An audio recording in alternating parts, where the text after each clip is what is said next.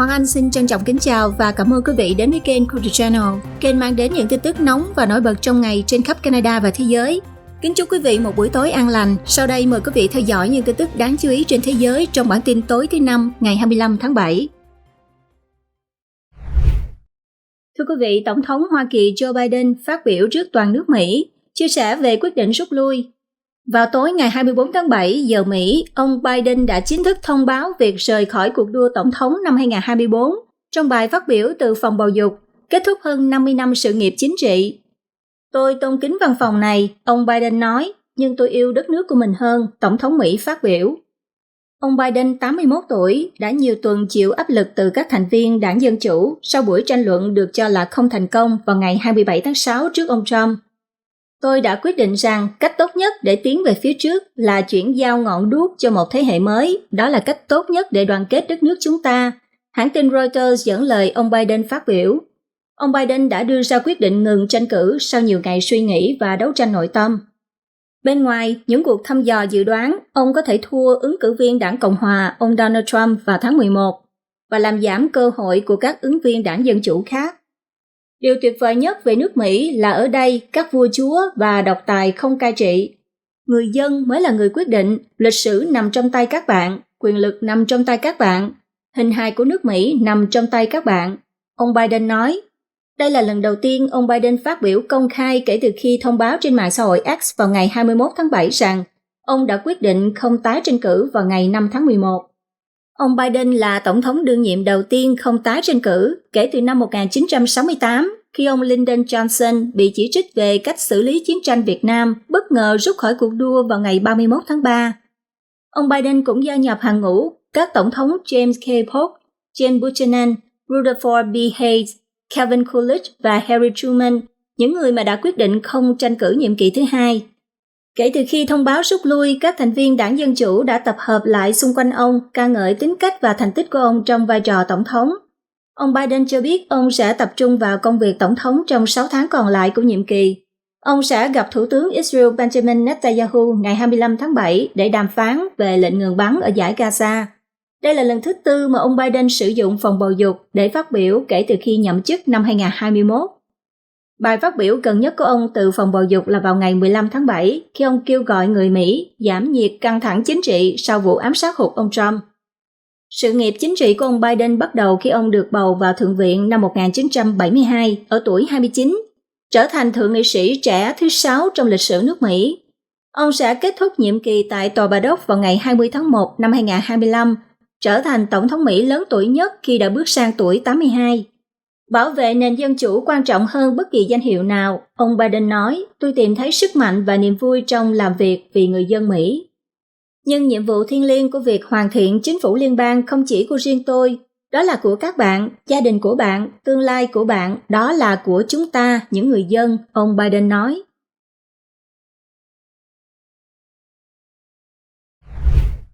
Trong khi đó, cựu Tổng thống Mỹ Donald Trump đang công kích bà Harris, gọi bà là phó tổng thống bất tài nhất khi bà khả năng cao trở thành đối thủ của ông trong cuộc đua. Như các bạn đã biết, 3 ngày trước chúng ta đã đánh bại Joe Biden, tổng thống tệ hại nhất lịch sử. Ông ấy đã rút lui vì thua thảm hại trong các cuộc thăm dò. Giờ đây thì chúng ta có mục tiêu mới để đánh bại, đó là bà Kamala Harris, phó tổng thống bất tài và có quan điểm cực tả nhất trong lịch sử nước Mỹ.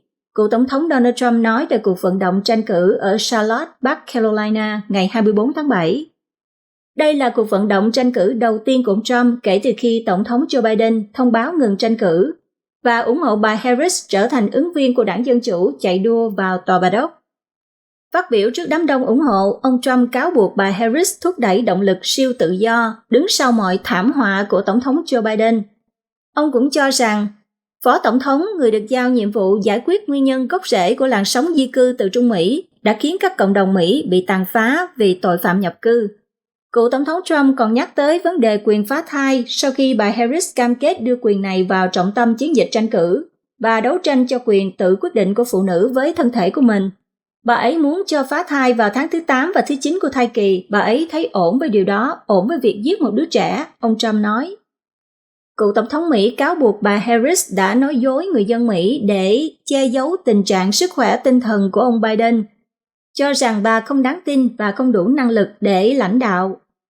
Ông Trump đã chế giễu việc chiến dịch tranh cử của bà Harris gần đây làm nổi bật hồ sơ của công tố viên của bà, để tương phản với những rắc rối pháp lý mà ông Trump đang phải đối mặt.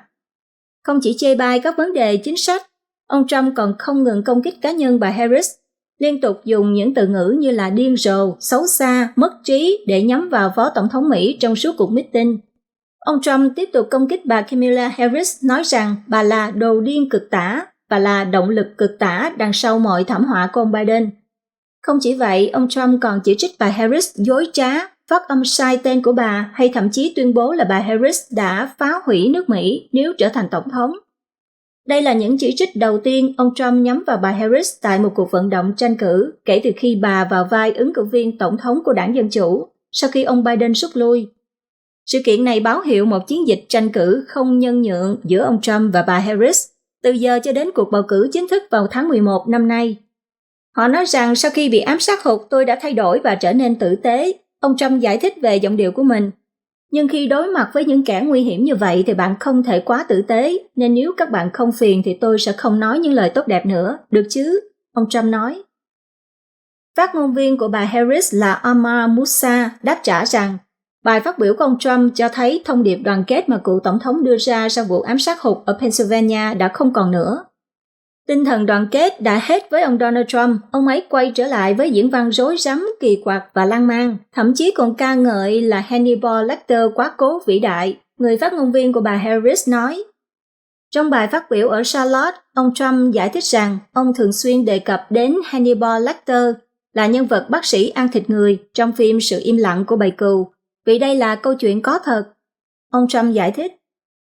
Phát ngôn viên của bà Harris nói rằng người dân Mỹ sẽ không bị đánh lừa. Vào tháng 11 này, họ sẽ chọn giữa chương trình nghị sự của ông Trump, gồm cấm phá thai toàn quốc, tự trao cho bản thân quyền lực không hạn chế, không bị kiểm soát, hoặc là chọn Phó Tổng thống Harris đang đấu tranh để bảo vệ tự do, bảo đảm mọi người Mỹ đều bình đẳng, phát ngôn viên Musa tuyên bố. Ông Trump và bà Harris bước vào cuộc đấu khẩu nảy lửa.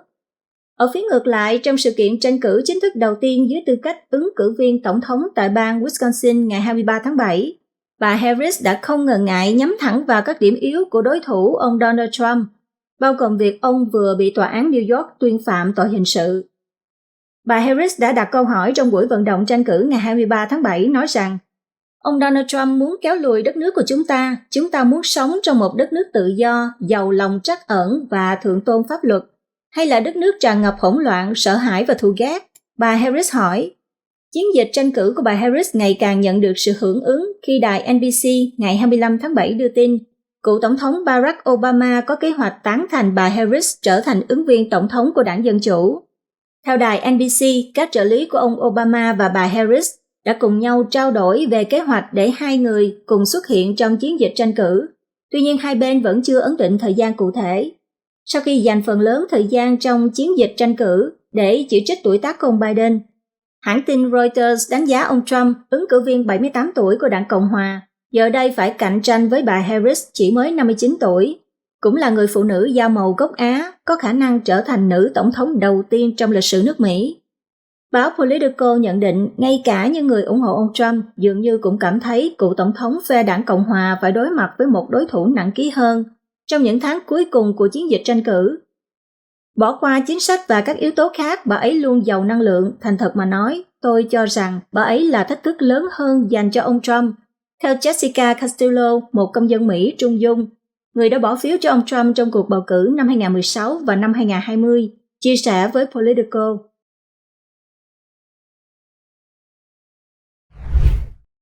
Theo tờ báo USA Today, nhiều người biểu tình đã tập trung bên ngoài tòa nhà Quốc hội Mỹ vào ngày 24 tháng 7 để phản đối chuyến thăm của Thủ tướng Israel Benjamin Netanyahu và ngăn cản Quốc hội Mỹ tiếp tục hỗ trợ cuộc chiến của Israel ở dải Gaza. Đám đông đã hô to các khẩu hiệu như là trả tự do cho Palestine, ngừng ném bom Gaza và Netanyahu không thể trốn tránh. Hình ảnh được báo chí đăng tải cho thấy họ còn cáo buộc ông Netanyahu phạm tội diệt chủng và kêu gọi bắt ông. Theo hãng tin AFP, có hàng ngàn người biểu tình tức giận về cuộc chiến ở dải Gaza đã tham gia tuần hành. Khi ngày càng nhiều người tham gia cuộc biểu tình, cảnh sát điện Capitol đã xịt hơi cay vào một số người biểu tình bởi vì họ cho biết một phần đám đông đã bắt đầu trở nên bạo lực. Bên ngoài nhà ga Union Station, người biểu tình đã đốt ít nhất một lá cờ Mỹ và thay thế những lá cờ đang bay ở khu vực vòng xoay giao thông Columbus bằng cờ Palestine, nhưng lực lượng chức năng đã tháo bỏ sau đó. Ông Netanyahu bắt đầu phát biểu tại phiên họp của Quốc hội Mỹ vào lúc 14 giờ chiều 24 tháng 7 theo giờ miền đông nước Mỹ, nhận được sự chào đón nồng nhiệt từ các nhà lập pháp có mặt. Tuy nhiên, lời mời ông Netanyahu phát biểu do Chủ tịch Hạ viện Mỹ Mike Johnson đưa ra đã vấp phải sự chỉ trích từ những người phẫn nộ trước cuộc tấn công của Israel ở Gaza.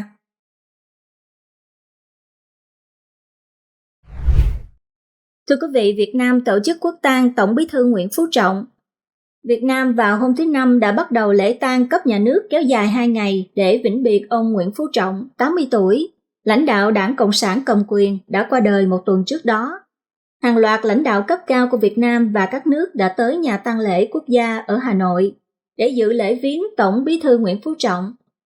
Trong bối cảnh an ninh được thắt chặt, hàng trăm người đã xuất hiện quanh nhà tang lễ ở trung tâm thành phố Hà Nội và đến nhà riêng của gia đình ông ở ngoại ô thủ đô để tỏ lòng thành kính lần cuối. Theo lịch do ban tổ chức lễ tang thông báo thì cuối giờ chiều ngày 25 tháng 7, người dân mới có thể vào viếng. Lễ viếng được ấn định từ 7 giờ sáng đến 22 giờ ngày 25 tháng 7 và 7 giờ đến 13 giờ ngày 26 tháng 7. Địa điểm là tại nhà tang lễ quốc gia số 5 Trần Thánh Tông.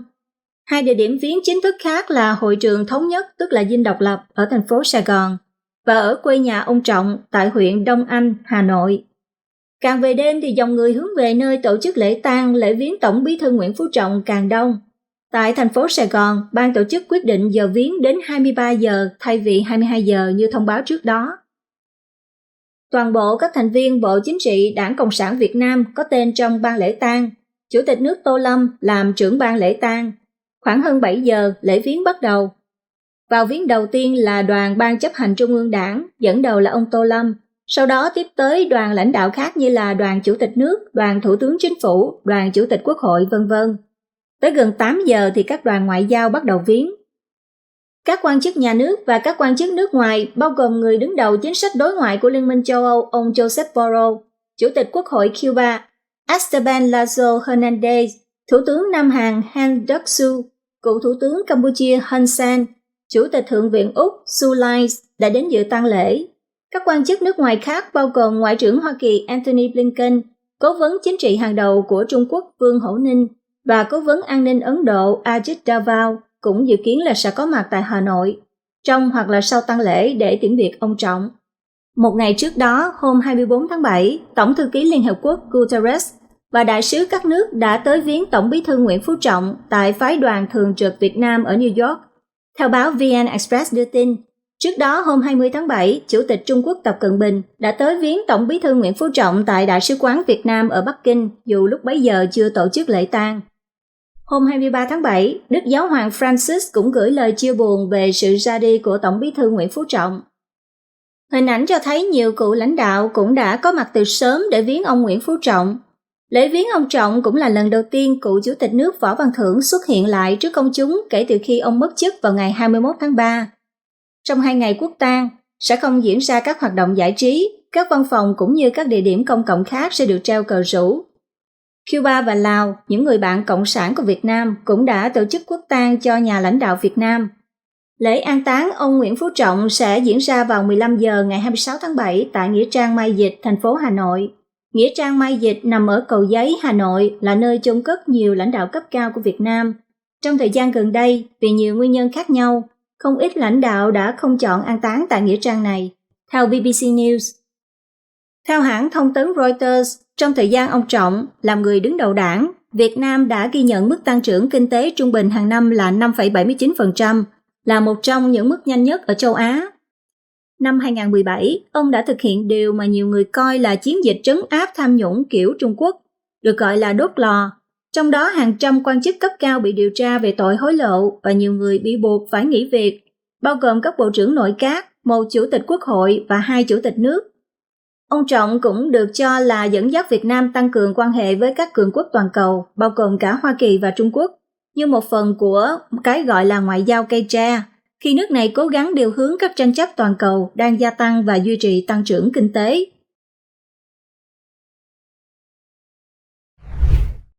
Ông Nguyễn Phú Trọng qua đời, giới phân tích đã đặt ra câu hỏi đó là lò có tiếp tục cháy hay không?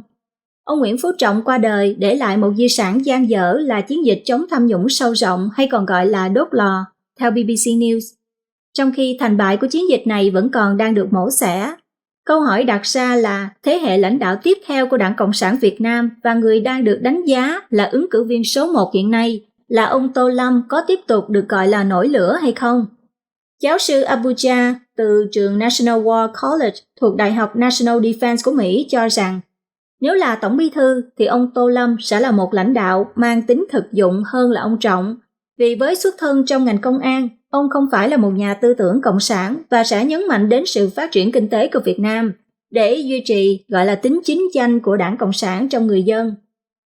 Ông Tô Lâm là một ngôi sao đang lên trong chính trường Việt Nam, hiện được cho là đang ở vào thế như chẻ tre, theo nhận định của nhà quan sát chính trị Nguyễn Quang A. Vào ngày 18 tháng 7, khi ra thông báo về tình hình sức khỏe của Tổng bí thư Nguyễn Phú Trọng, Bộ Chính trị đã phân công ông Tô Lâm, Ủy viên Bộ Chính trị, Chủ tịch nước, chủ trì công việc của Ban chấp hành Trung ương Đảng, Bộ Chính trị, Ban bí thư theo trách nhiệm, quyền hạn được Bộ Chính trị quy định. Tất cả những ông trong Bộ Chính trị đều đồng ý rằng ông Tô Lâm thay mặt điều hành ở Ban chấp hành Trung ương. Như vậy có nghĩa là không ai có thể cạnh tranh với ông ấy, theo tiến sĩ Nguyễn Quang A nói với đài BBC hôm 18 tháng 7. Vậy chiến dịch đốt lò có thành công hay không? Theo giới quan sát đặt câu hỏi. Bàn đến khía cạnh kinh tế thì tiến sĩ Nguyễn Quang A nói với đài BBC rằng người kế nhiệm ông Trọng mà biết cách làm thì phải dừng việc đốt lò này vì có những hậu quả nguy hiểm. Theo phân tích của ông Quang A nói rằng nó cản trở GDP của Việt Nam, cản trở bao nhiêu sáng kiến của từng địa phương và từng cá nhân. Vì mọi hoạt động của Việt Nam luôn cần thử nghiệm, được thì nhân rộng, sai thì chỉnh. Nhưng ai cũng sợ vào lò, không ai dám nói, không ai nêu sáng kiến, thiệt hại này có thể đo lường bằng con số được. Tiến sĩ Nguyễn Quang A nói thêm rằng, suốt từ mấy năm nay, bản thân ông Phạm Minh Chính và các lãnh đạo khác đều kêu là phải chống lại nạn trì trệ, không dám chịu trách nhiệm, không dám làm. Vì sao lại có nạn này? Vì họ sợ thành củi. Theo tiến sĩ Nguyễn Quang A, ông nói các thế hệ lãnh đạo tiếp theo sẽ tiếp tục gọi là đốt lò, nhưng có thể sẽ dưới các hình thức và quy mô khác. Ông nói tham nhũng không mất đi, mà chỉ chuyển từ hình thức này sang hình thức khác.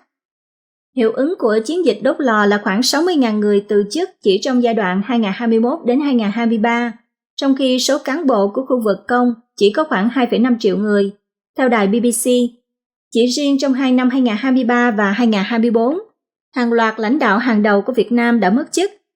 Trong đó phải kể đến hai chủ tịch nước là ông Nguyễn Xuân Phúc bị miễn nhiệm tháng 1 2023 và ông Võ Văn Thưởng bị miễn nhiệm tháng 3 2024. Hai phó thủ tướng là ông Phạm Bình Minh và Vũ Đức Đam tháng 1 2023 và Chủ tịch Quốc hội Vương Đình Huệ bị miễn nhiệm ngày 2 tháng 5 2024.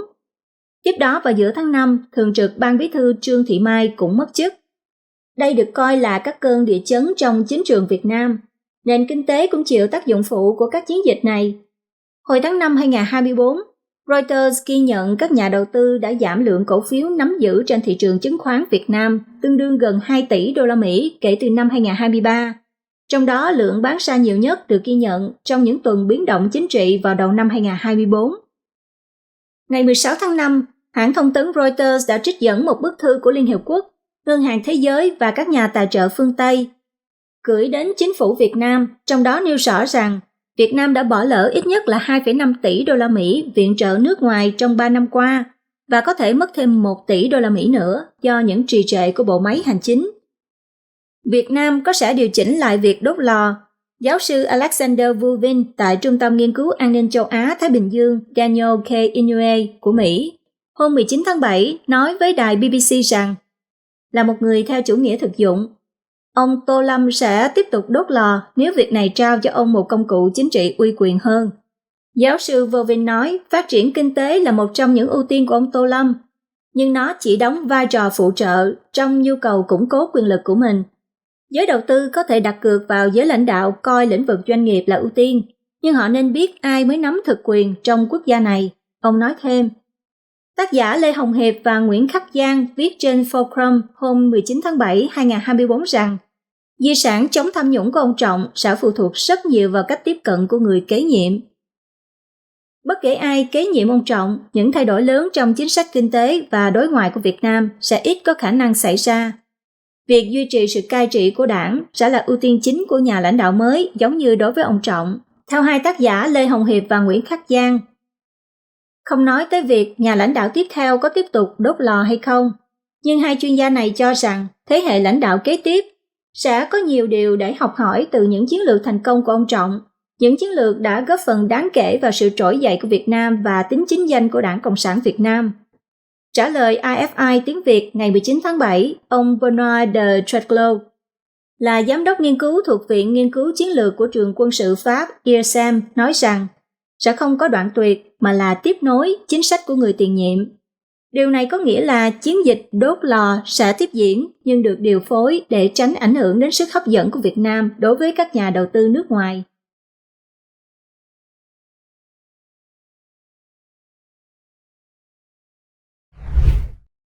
Mỹ có bán máy bay quân sự C-130 cho Việt Nam. Mỹ đang thảo luận với Việt Nam việc bán máy bay vận tải quân sự Lockheed Martin C-130 Hercules cho Hà Nội, theo Reuters hôm 25 tháng 7. Đây là dấu hiệu cho thấy hai cựu thù đang thắt chặt hơn sự hợp tác an ninh quốc phòng. Các nguồn tin nói với Reuters rằng các cuộc đàm phán hướng đến một thỏa thuận cung cấp trong năm nay. Nếu được thực hiện thì đây sẽ là thỏa thuận quân sự lớn nhất của Việt Nam kể từ khi nước này công khai tuyên bố vào cuối năm 2022 rằng họ có ý định đa dạng hóa nguồn cung quốc phòng, vốn phụ thuộc rất nhiều vào Nga trong nhiều thập kỷ. Việt Nam muốn đa dạng hóa các nội dung cần hợp tác quan hệ, trong đó có mua sắm, trang bị vũ khí và vật tư cho Tổng cục Công nghiệp Quốc phòng, theo trang Znews dẫn lời Thiếu tướng Nguyễn Việt Hùng vào cuối năm 2022. Máy bay C-130 có thể chở lính, thiết bị quân sự và hàng hóa khác, đồng thời tăng cường năng lực quốc phòng của Việt Nam trong bối cảnh căng thẳng ngày càng gia tăng ở Biển Đông với Trung Quốc, cũng như là với các nước khác trong khu vực. Các nguồn tin cũng nói với Reuters rằng Mỹ có thể hỗ trợ tài chính cho Việt Nam trong thương vụ này. Một trong các nguồn tin là một quan chức Mỹ cho biết con số này có thể lên tới hàng chục triệu đô la để trang trải chi phí bảo trì và các chi phí khác. Nguồn tin còn lại là một người Việt Nam được thông báo về các cuộc đàm phán, cho biết mẫu máy bay đang được xem xét là C-130J, phiên bản mới nhất của dòng máy bay này. Cả hai nguồn tin đều không tiết lộ tổng chi phí cũng như là số lượng máy bay của thỏa thuận tiềm năng này. Các nguồn tin từ chối tiết lộ tên vì các cuộc đàm phán chưa được công khai. Lockheed Martin đã chuyển câu hỏi của Reuters sang chính phủ Mỹ hoặc là Việt Nam. Tòa Bạch Ốc thì từ chối bình luận, còn Bộ Quốc phòng Việt Nam thì không trả lời yêu cầu bình luận. Các cuộc đàm phán về việc cung cấp vũ khí của Mỹ cho Việt Nam đã diễn ra trong nhiều tháng trước khi xảy ra những thay đổi lớn trong dàn lãnh đạo Việt Nam. Điều mà các chuyên gia và nhà phân tích cho rằng sẽ không ảnh hưởng đáng kể đến lập trường của Việt Nam về đối ngoại và kinh tế. Những cuộc thảo luận này cũng cho thấy nỗ lực ngày càng lớn của Washington trong việc tăng cường ảnh hưởng đối với Hà Nội sau gần nửa thế kỷ kể từ khi kết thúc chiến tranh Việt Nam. Giáo sư Alexander Vuvin từ Trung tâm Nghiên cứu An ninh châu Á-Thái Bình Dương Daniel K. Inouye bình luận với BBC News tiếng Việt vào tháng 10 2023 rằng việc Việt Nam tìm kiếm các nguồn cung cấp vũ khí hiện đại, trong đó có Mỹ, là một phần trong nỗ lực đa dạng hóa nguồn cung cấp vũ khí, giảm sự phụ thuộc quá mức vào Nga và hiện đại hóa quân đội. Giáo sư Vovin nói thêm rằng, việc Việt Nam quan tâm đến vũ khí Israel trước đó cho thấy rõ xu hướng này. Quá trình đa dạng hóa nguồn cung khí tài của Việt Nam dường như càng đẩy mạnh hơn sau khi Nga tiến hành xâm lược Ukraine.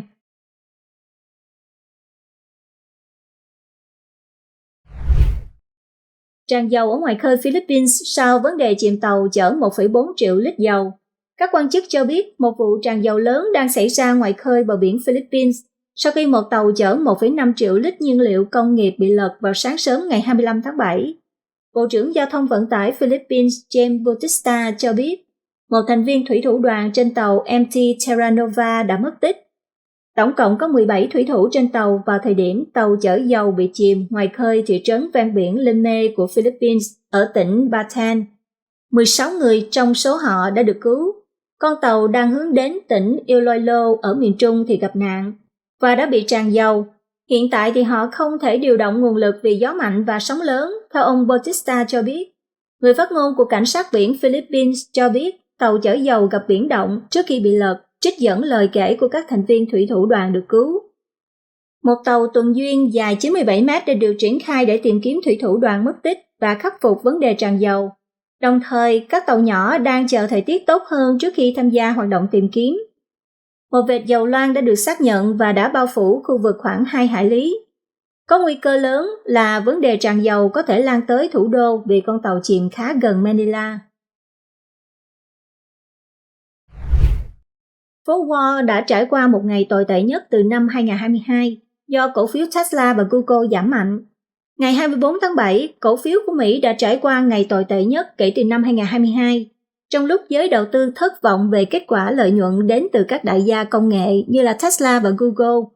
Vào thời điểm đóng cửa thị trường hôm 24 tháng 7, phố Wall đã chứng kiến chỉ số Nasdaq tập trung các cổ phiếu công nghệ giảm đến 3,6%, đánh dấu mức giảm trong ngày cao nhất kể từ tháng 10 2022, theo tờ The Guardian hôm 25 tháng 7. Chỉ số S&P 500 giảm 2,3%, mức giảm trong ngày lớn nhất từ tháng 12 2022, do nhiều cổ đông bán ra cổ phiếu. Dẫn đầu xu hướng thoái trào trên là Tesla, công ty với cổ phiếu giảm đến 12,3% trong một ngày, là mức giảm nặng nhất từ năm 2020, và Alphabet là công ty mẹ của Google đã giảm hơn 5%. Cổ phiếu của Tesla giảm mạnh sau khi hãng này công bố doanh thu theo quý đã giảm 45% trong bối cảnh các nhà sản xuất xe hơi điện giảm giá thành sản phẩm, còn Alphabet thì đối mặt tình trạng trì trệ trong tăng trưởng quảng cáo. Trong vài tuần nữa, kết quả kinh doanh của những thành viên còn lại thuộc nhóm gọi là Magnificent Seven, tức là 7 ông lớn, sẽ lần lượt công bố, lần lượt là Meta, sở hữu Facebook, Instagram và WhatsApp, Apple, Nvidia, Microsoft và Amazon. Các công ty công nghệ khác cũng bị mất giá cổ phiếu mạnh trong ngày 24 tháng 7 bao gồm Nvidia, là nhà sản xuất chip đứng sau cuộc tiến hóa của trí thông minh nhân tạo AI. Cổ phiếu Nvidia giảm hơn 6% trong ngày, tệ nhất từ năm 2022, còn Meta thì giảm 5%, Microsoft giảm 3,5% và Amazon giảm 3%. Tập đoàn chế tạo xe hơi hạng sang Ferrari của Ý mới đây cho biết các đại lý tại châu Âu của hãng này sẽ bắt đầu chấp nhận tiền kỹ thuật số sau động thái tương tự ở Mỹ. Ferrari cho biết hệ thống thanh toán mới gồm kiểm tra nguồn tài chính và hoán đổi khoản tiền kỹ thuật số thanh toán sang tiền tệ truyền thống sẽ được triển khai từ cuối tháng 7. Hệ thống thanh toán này đã áp dụng thành công tại Mỹ gần một năm trước và cho biết là sẽ mở rộng hệ thống thanh toán sang các nước khác. Tiền kỹ thuật số hay còn gọi là tiền điện tử đã có những tác động vô cùng to lớn đến nền kinh tế toàn cầu. Tới nay thì tiền điện tử vẫn là công cụ đầu tư được nhiều người quan tâm và tham gia. Sau khi El Salvador trở thành quốc gia đầu tiên công nhận đồng tiền Bitcoin là tiền tệ hợp pháp, nhiều nước đã gọi là cởi mở hơn với loại tiền mã hóa này, song phần lớn các nước trên thế giới vẫn phản ứng dung hòa và thận trọng. Hãng sản xuất máy bay Boeing ngày 24 tháng 7 hoàn tất thỏa thuận nhận tội âm mưu gian lận hình sự liên quan 2 vụ máy bay 737 MAX ở Indonesia và Ethiopia gặp nạn, khiến cho hơn 300 người thiệt mạng. Một hồ sơ tòa án tiết lộ rằng hãng sản xuất máy bay Boeing đã chấp nhận chi ít nhất là 243,6 triệu đô la Mỹ tiền phạt vì vi phạm thỏa thuận năm 2021 với Bộ Tư pháp Mỹ. Theo Bộ Tư pháp Mỹ, việc các nhà máy của Boeing đã để xảy ra nhiều hoạt động tiềm ẩn rủi ro và việc Boeing không bảo đảm chính xác và đầy đủ các lưu trữ quan trọng trong việc sản xuất máy bay là lý do mà khiến hãng này vi phạm thỏa thuận hoãn truy tố năm 2021. Năm 2021, Boeing có thỏa thuận hoãn truy tố với Bộ Tư pháp Mỹ sau 2 vụ tai nạn. 2 chiếc máy bay 737 MAX của Boeing đã rơi ở Indonesia và Ethiopia trong vòng 5 tháng, từ năm 2018 đến năm 2019, làm ít nhất 346 người thiệt mạng. Các vụ tai nạn không chỉ khiến dòng máy bay này bị cấm bay, mà còn khiến cho Boeing thiệt hại gần 20 tỷ đô la Mỹ cho các khoản tiền phạt, bồi thường cho gia đình nạn nhân và chi phí phát sinh do lệnh cấm bay trong gần 2 năm từ Cục Hàng không Liên bang Mỹ. Một hãng bán lẻ 134 tuổi của Mỹ nộp đơn xin phá sản. Conn's Home Plus là hãng bán lẻ đồ điện tử và nội thất Mỹ, nộp đơn xin phá sản và đóng cửa hơn một nửa số cửa hàng. Conn's Home Plus đã vật lộn với doanh thu lao dốc và người tiêu dùng giảm chi cho đồ không thiết yếu suốt thời gian qua. Hãng này đã nộp đơn xin bảo hộ phá sản tại một tòa án ở bang Texas, Hoa Kỳ. Theo tài liệu, tài sản và khối nợ của công ty này khoảng 1 tỷ đô la Mỹ. Họ cũng thông báo đóng 73 cửa hàng tại Mỹ.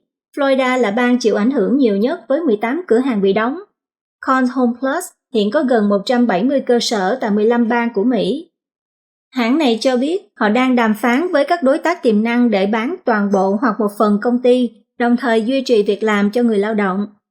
Hãng Conn's Home Plus thành lập năm 1890 tại bang Texas, Hoa Kỳ. Theo thông tin trên website thì hãng bán lẻ này hoạt động chủ yếu ở miền Nam nước Mỹ. Họ có hơn 4.000 nhân viên với doanh thu năm ngoái gần 1,5 tỷ đô la Mỹ. Gần đây, nhiều chuỗi cửa hàng bán lẻ nội thất khác tại Mỹ cũng nộp đơn xin bảo hộ phá sản, như là Z Gallery và Michelle Gold Plus Bob Williams. Còn hãng kinh doanh đồ nội thất trực tuyến Wayfair phải giảm mạnh nhân sự. Đầu tháng này, hãng cung cấp dữ liệu S&P Global Intelligence cho biết trong tháng 6, ít nhất có 75 công ty nợ từ 2 triệu đô la Mỹ đã nộp đơn xin bảo hộ phá sản ở Mỹ. Đây là con số cao nhất từ năm 2020. Nửa năm qua thì có 346 đơn xin bảo hộ phá sản được nộp ở Mỹ, là mức cao nhất 13 năm. Lãi suất cao, các vấn đề về chuỗi cung ứng và chi tiêu tiêu dùng chậm lại tiếp tục đè nặng lên các công ty đang gặp khó khăn. Bộ phim Inside Out số 2 là phim hoạt hình mà có doanh thu cao nhất mọi thời. Inside Out số 2 vượt cả Frozen 2, trở thành phim hoạt hình đạt doanh thu cao nhất mọi thời với 1,46 tỷ đô la Mỹ. Theo Variety, tác phẩm thu được 601 triệu đô la Mỹ và 861 triệu đô la Mỹ quốc tế sau 6 tuần phát hành. Trong khi đó thì Frozen số 2 năm 2019 xuống vị trí thứ hai với 1,45 tỷ đô la Mỹ. Phần 2 của Inside Out cũng lập kỷ lục là phim hoạt hình nhanh nhất vượt mốc 1 tỷ đô la Mỹ trong 19 ngày, là mức doanh thu cao nhất năm. Hôm 24 tháng 7, đạo diễn Kelsey Mann và nhà sản xuất Mark Newson viết trên Instagram rằng chúng tôi hoàn toàn bất ngờ khi khán giả khắp thế giới yêu thích bộ phim. Về mặt chất lượng thì phim này nhận điểm A trên Cinema Score. Còn ở trên Rotten Tomatoes, giới phê bình lẫn khán giả đều đánh giá tích cực với điểm tươi hơn 90%, là ứng viên ở hạng mục phim hoạt hình xuất sắc của Oscar 2025. Tác phẩm đã nhận cơn mưa lời khen, được giới chuyên môn đánh giá cao về nội dung lẫn kỹ thuật hoạt hình. Variety nhận xét phim không bất ngờ, như là phần đầu nhưng gây xúc động, có nhiều tầng nghĩa về sự trưởng thành. Digital Spy cho rằng Inside Out số 2 tiếp cận giai đoạn của lứa tuổi 13+, theo cách hài hước, sáng tạo, tác động đến nhiều khán giả. Theo Total Film, dự án duy trì không khí vui nhộn, nhiều màu sắc giống như phần đầu. Inside Out đã ra mắt lần đầu năm 2015 do Pete Docter đạo diễn, thành công về mặt chất lượng lẫn thương mại.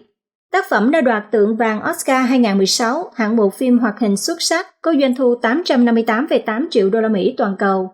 Phần 2 thì lấy bối cảnh 2 năm sau các sự kiện ở phần phim năm 2015. Nhân vật Riley lúc này bước sang tuổi 13 và có nhiều thay đổi về tâm sinh lý.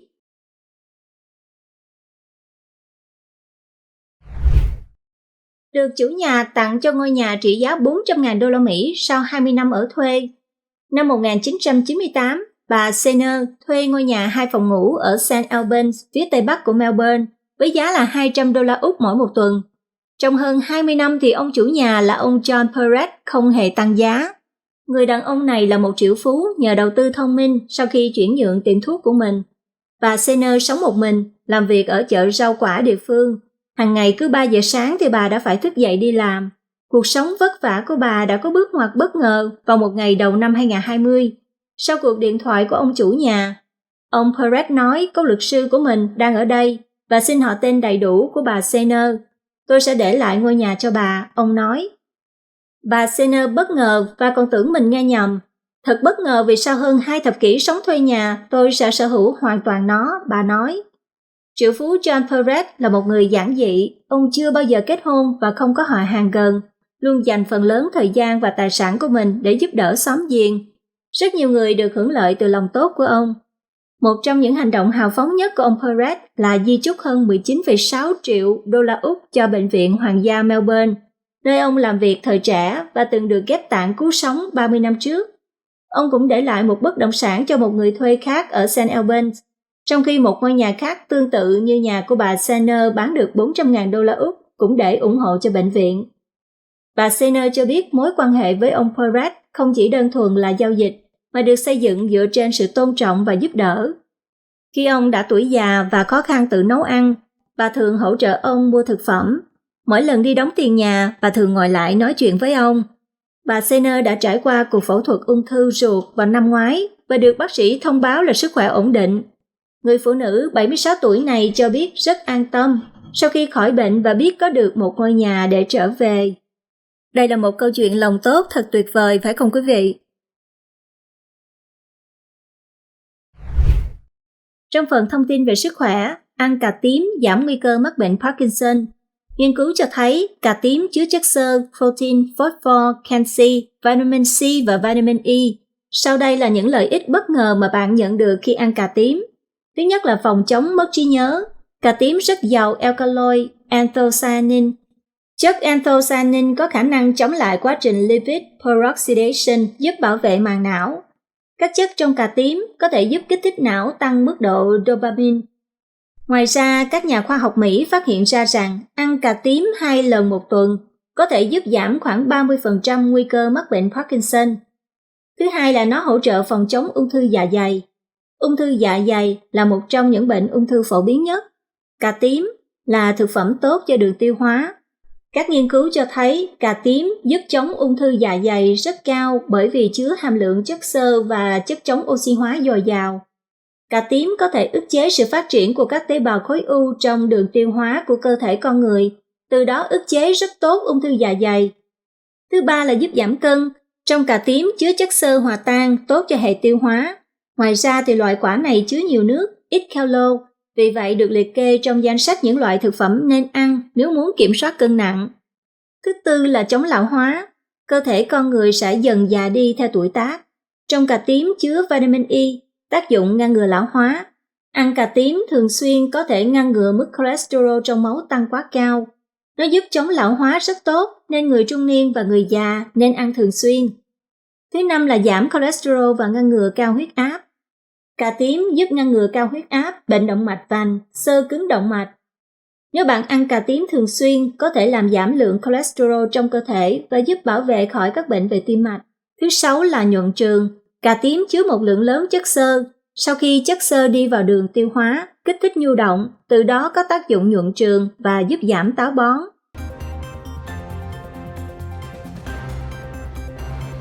Phần thông tin về sức khỏe cũng đã kết thúc bản tin thế giới này. Rất cảm ơn quý vị và các bạn đã quan tâm theo dõi. Kênh Culture Channel của chúng tôi có video tin tức Canada và thế giới nổi bật được cập nhật mới hàng ngày. Kính mời quý vị đón theo dõi và xin quý vị đừng quên nhấn nút like, subscribe để đăng ký kênh, chia sẻ phản hồi và chia sẻ video để ủng hộ cho kênh và nhận được những thông tin cập nhật nhanh mới nhất về Canada và thế giới. Xin kính chúc quý vị nhiều sức khỏe và bình an và kính chào tạm biệt.